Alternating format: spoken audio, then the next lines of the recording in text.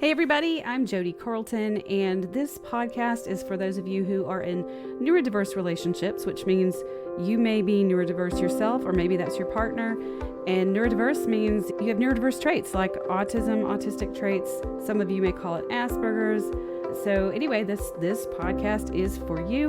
And if you've been tuning in and listening to the episodes this summer, this has been a kind of a mini series, a mini season. I've been sharing my neurodiverse family and friendships with you.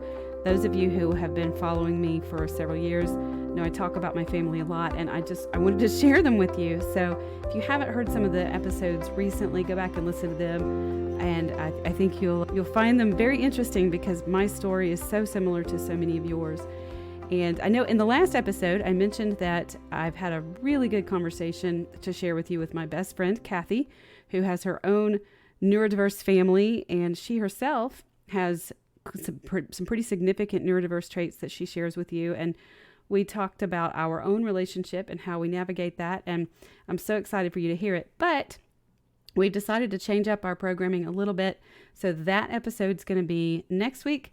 And this week I decided to share a different, actually a pre-recorded live that I did with my private Facebook group. At the very end of my conversation with my own mother last week, I was talking about how we really speak different languages when one of us is neurodiverse and one of us is neurotypical.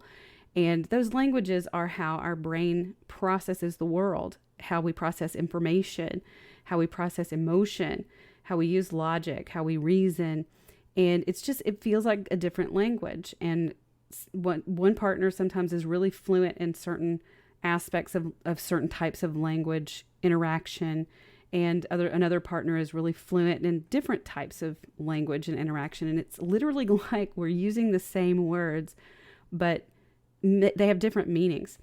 And so it reminded me of when I went live one day in my Facebook group, my private Facebook group. And if you're not in there, the link is in all of my episode descriptions. I really encourage you to join. It's a fantastic group.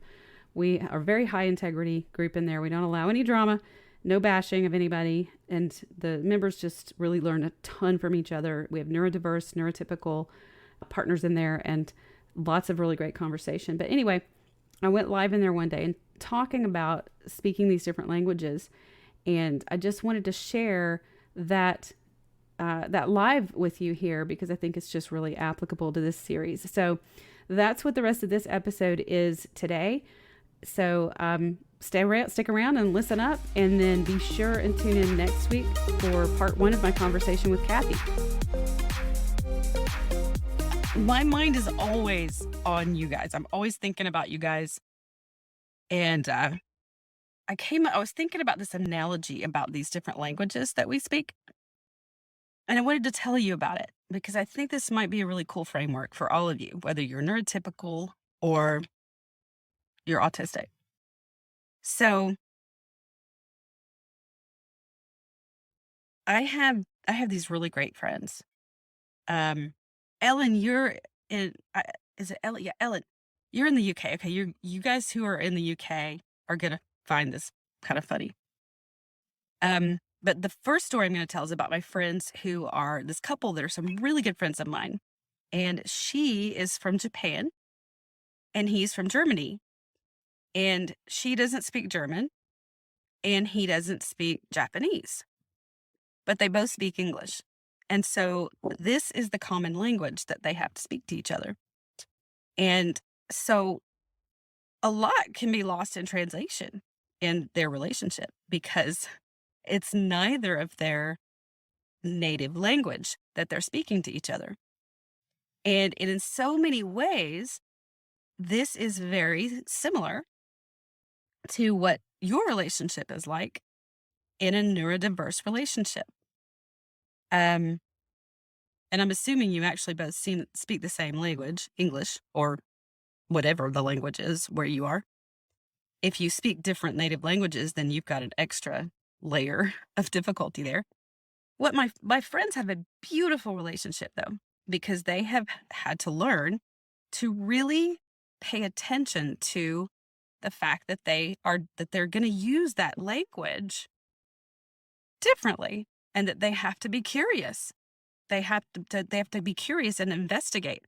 Because if you've ever learned a foreign language, and Ellen, there's even a funnier part here about you in the UK. Just wait for it. Um, if you've ever learned a foreign language, you know that sometimes you use words and expressions not quite right. If you've ever known someone who speaks, I'm a native English speaker. And so when someone who's from another country that has a different native language, they might use an expression or a phrase that translates literally correctly, but it's not quite how we use it here in the English, in American English. And so it's kind of like, no, didn't quite get that right. And so in a lot of ways, that can be similar to how folks on the spectrum use English in a very literal way. And they don't understand the subtle nuances and the cliches and the figurative language. It's a lot of the folks on the spectrum that I've worked with have told me it's like English, their native language.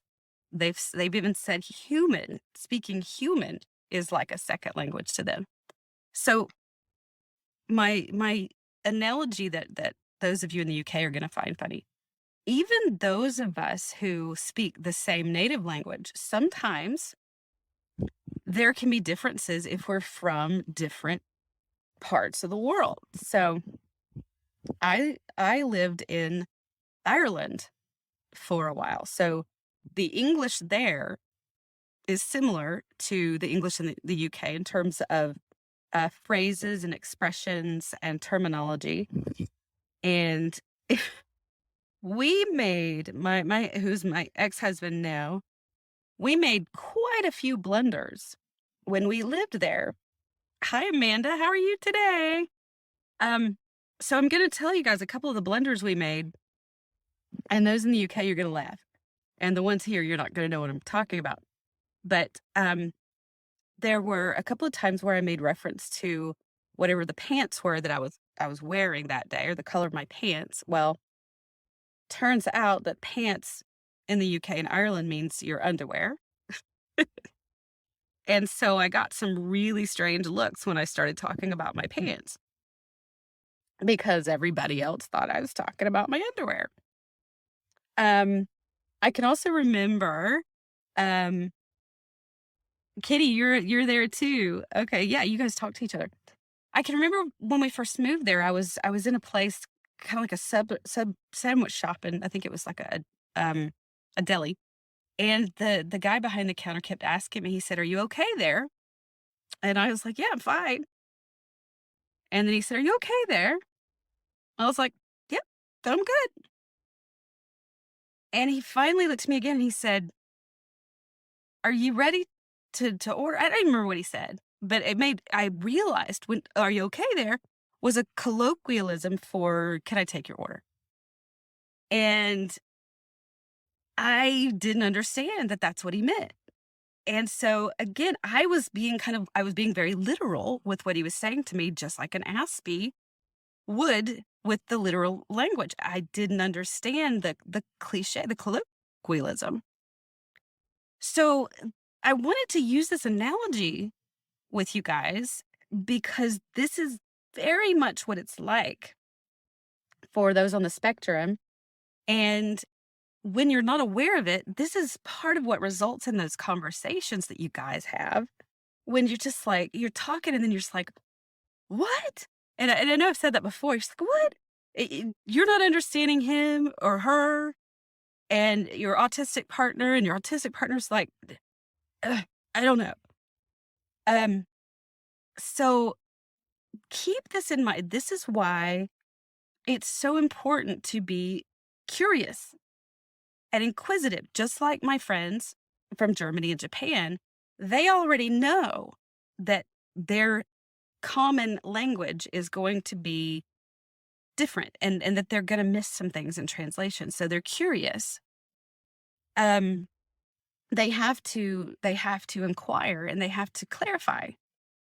So when you're talking to your partner, remember that you don't use language the same. And neurotypical folks, you speak a language of emotions. Some autistic folks don't speak that language. it's not a language that they speak and understand. I was on with a client earlier today who's autistic guy, and I was explaining to him how neurotypicals, we have a literal spoken language, but there's always a meta language, which is like the secondary language in everything we say and do. There's an addition, there's a meaning, there's a meta language. It's the implied. There's an innuendo. Uh, there's the extra meaning that's there, and we get that meaning from body language cues and context, and that's why we're looking for the hidden meaning sometimes in what our partners, our autistic partners, say, because that's what we're used to as neurotypicals. And when they say things that are kind of blunt and abrasive, sometimes we're looking for that. What did he mean by that? And our autistic partners are like, well, I meant exactly what I said. And sometimes I advise you guys to get clarity and ask for clarification. And you've given me feedback that your autistic partners are like, I meant what I said. When we're wanting to clarify, what did you mean by that? So sometimes you might want to just take him for what he said, take it for what it's worth, and recognize that you're looking for that meaning because you're neurotypical. But sometimes you might want to just stop and think about what he said, the literal meaning of what he said, and take it for what it's worth.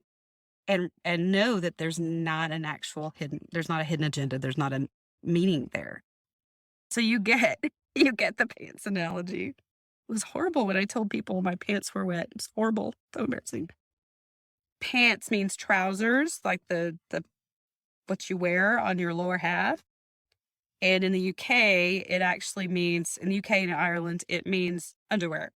That's what it can be like for someone with autism to make a blunder like that and not realize what they've done. So you have to ask clarifying questions. You have to you have to try to find a language, kind of like my friends, the one from Germany and the one from Japan. You have to figure out how to use a language that you both speak. I know emotions, the language of emotions are very important to those of us who are neurotypical. And women on the spectrum speak it more than men.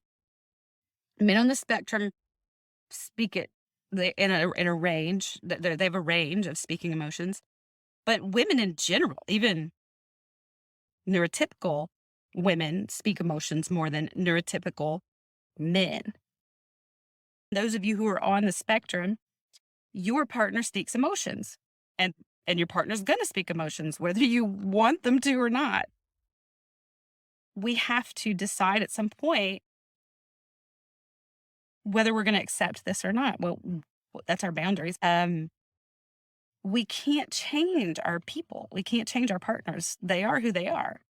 And if they don't speak emotions, they don't speak emotions. So we have to learn to speak a common language that we both speak. And if that's not good enough for us, like my friend, they learn to speak English to each other. They could neither one of them said, okay, my German friend didn't tell her, you have to speak German. This is the language we're going to speak. She didn't say, you have to speak Japanese. This is the language we're going to speak. They both said, okay, we're going to speak English to each other. That's our common language. That's what we're going to do. We're both going to butcher it sometimes, but this is what we're going to do. And you guys have to learn how to speak in a way that, in a language that you both speak. And you're late in the game. A lot of you are late in the game figuring out that your partner's on the spectrum. So you've got all this history of pain and hurt and resentment because you didn't know about autism. And I was just telling a client this week, this is a total reset now. This is a reboot, a reset. This is new normal. That's a word that's all over as a household term now. Your relationship's going to have a new normal. It's going to be a new normal, reset, a reboot. But the new normal can be amazing and wonderful. But you really have to decide what what's the bottom line for you? Kenny, you said after 10 years with my husband, phone conversations are still hard work. He has no idea when it's his turn to speak. Yeah, that's difficult sometimes for folks on the spectrum. That dance, that social back and forth. Um, that's the case for a lot of folks on the spectrum. It's true. And so just knowing this and just prompting is something what you have to do sometimes. Rachel, how do you speak without emotions? Can you give an example? Yeah, you don't necessarily have to speak without emotions. It's how you would speak at work. This is probably a good example. Think about work. You keep if you work, or if you've ever worked, or if you've ever been in a situation, even if it's not a paying job, a situation where you keep things professional. Um, this and you don't have to keep it sterile, because you can have high quality interactions with the people you work with. But it's the interactions with your partner are going to be more successful if you talk to them more like that, if that makes any sense. Was that helpful? Liz, you just state what needs to be said, sort of the way you communicate. Yeah, you beat me to it. Sort of the way you communicate at work.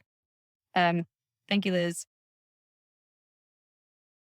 So Rachel, I hope that example was helpful. Thank you, Liz. All right, you guys, I'm gonna go.